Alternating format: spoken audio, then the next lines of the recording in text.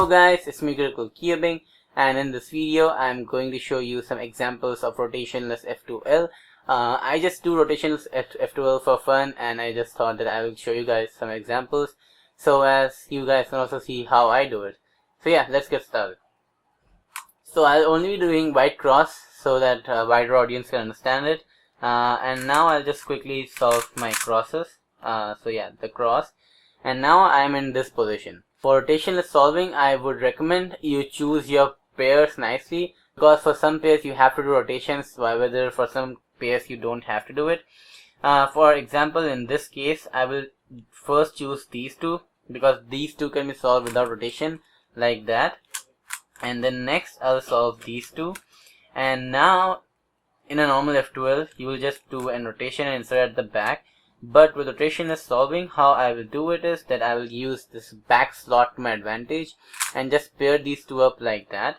And then there are two ways of inserting this pair.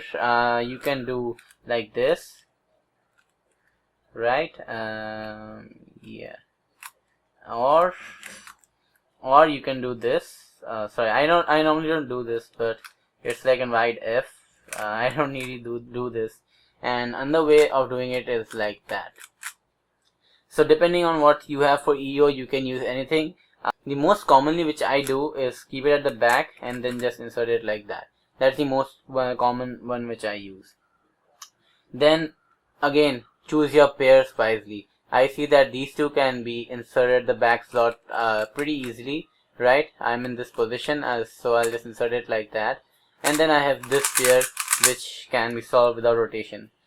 So that was one of the examples for rotationless solving. I'll show you a couple more so you guys can understand how I go about doing it.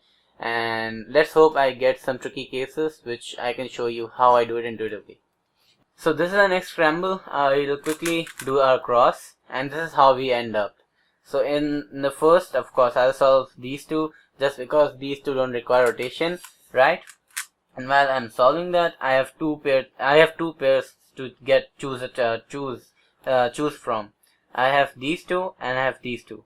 Now this will both of these don't require rotation, but I'll first solve these two just because I don't know why. I'll solve these two, and now this pair, when you solve it normally, you will require a rotation, right? But when doing rotational solving, you have to waste some extra moves to solve this. There are two ways you can go about doing this. First is you can hide this, right? And then you have it like this. And then as you have already disturbed your cross, you can just solve it like that, right? And then just insert it at the back again. And the next way would be to do it like this. You do RU prime R prime, then sledgehammer, then insert. I normally would recommend doing the sledgehammer one just because M moves is like, that's a rule-like method to do it. Cfoppers would definitely like this sledgehammer insert. But then I have these two pairs, right? So this is also pretty easy to insert like that. And then you can go into OLL and then PLL. Okay, next scramble. So this is how we end up. I'll quickly solve my cross.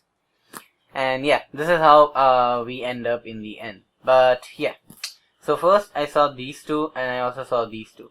Now these two can be paired up without a rotation, and that will set up this pair nicely.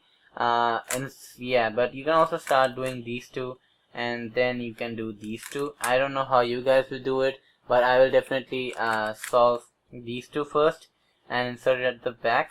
And now I'm at this position and I also need to solve these two. So what you can do is you can do this F move, right? And then you can solve these two like that. Then I have this pair at the back, so I'll just solve it like this. And this is quite a nice case. I think I've shown it in my walkthrough solves also. You use this slot to pair this up, and then you just insert it like that, and then you have a nice insert in the end. So don't go in and do this slot in the beginning. Of course this slot would have been easy, but using this slot saved me a couple of moves, I guess. I'll go into next scramble. So this is our next scramble, and I'll quickly do my cross, and this is how we end up. So now we can, again, this is the same case as before, we can utilize this front slot and insert it here, or we can solve these two like that and then solve it. So this solve pairs these two up really nicely. Solve that, and then I have these two, which I can pair them up like this, and then these two. So what rotationless solving is teaching you is your pair choice. Which pair choice would give me better better F2L classes. When we are doing rotations, we are actually not doing pair choices really nicely, and we just rotate and do these cases. That's the really greatest problem with me is my rotations. I do a lot of rotations disregarding the pair choice, but when practicing rotationless solving, I have nice pair choices to do, and that actually improves which pair to choose in an F2L solve. So I guess that is one aspect of rotationless F2L which I learned solving the F2L like this. So I'll just do a last example solve. Our last solve, I'll quickly do my cross, and this is how we end up. Now in this case, I have these two for pair choosing, and I also have these two. So I'll just go for these two just because I can do keyhole for these two like that. And then I will go ahead and do these two like that. And then I have these two, which will require, we can solve this. We can pair this up like that, right? And then we can again insert this at the back. And before doing this V, you can just insert it at the back like that. Yeah, that works, I guess. And this is a this type of cases is a little bit tough to solve at times. But what I will do is I'll just pair it up like that, right? Insert, insert.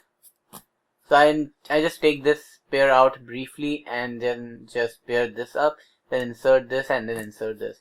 But it wastes some moves when you are doing like take this out, insert this, insert that. It will waste some moves, but in the end it just saves one rotation. And doing a rotation should not even take you 0.5 seconds. I don't know how you guys do it, but it should not even take you 1 second for doing a rotation. So it is better to just rotate than try and do it rotationless. However, for some cases, rotationless might be better than doing it with a rotation. So you have to just choose your pairs wisely and see if you have to do a rotation or not. So yeah, that's it for this video, guys. I hope you like this video. Give this video a like, and I will see you in my next video. Take care, guys, and bye.